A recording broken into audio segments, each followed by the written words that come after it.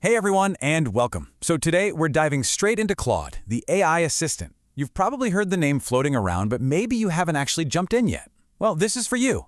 We're going to get you from zero to your very first chat in like under 5 minutes. Let's do this.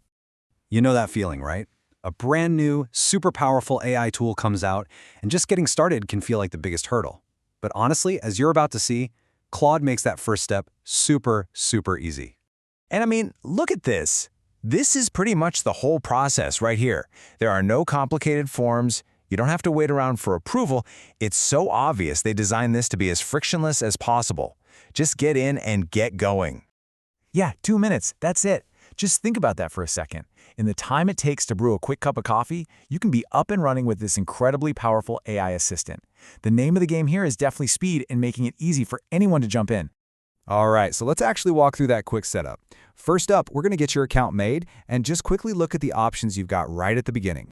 It's really just a simple 3-step process. First, you head over to Claude AI, then you click that sign up button, and finally, you just pick how you want to log in.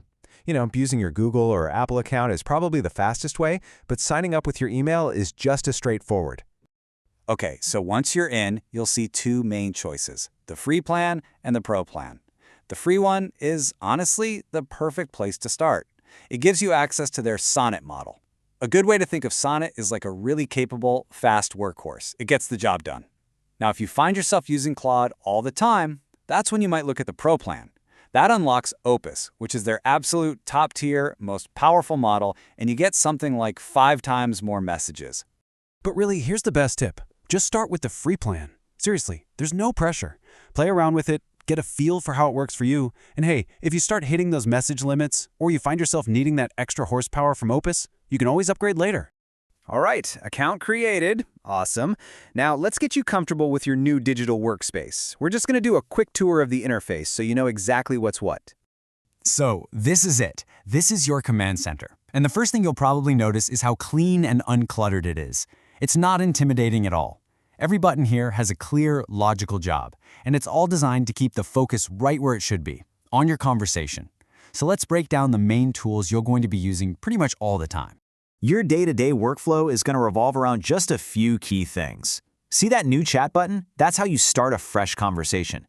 Then you've got the message box where you type your prompt. And that little paperclip icon, super useful. You can use that to upload files like documents or images for Claude to look at. And then right before you hit send, if you happen to be a pro user, you can even switch between the different AI models right there. Okay, so you know how to use the tool, but now we've got to talk about something that's, well, it's absolutely crucial, your privacy. It is so important to understand how your data is being handled and, more importantly, what control you have over it.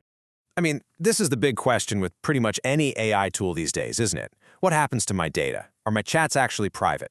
The good news here is that Claude is really upfront about it and gives you some very clear options to put you in control. So here's how it works. By default, the company that makes Claude, Anthropic, might use your conversations to help train and improve their models. But, and this is a big but, you can totally opt out of that. There's literally a single switch in your settings that you can flip, and just like that, your data won't be used for training anymore. So you've basically got 2 main ways to handle your privacy. First, there's that setting we just talked about, where you can stop your data from being used for training.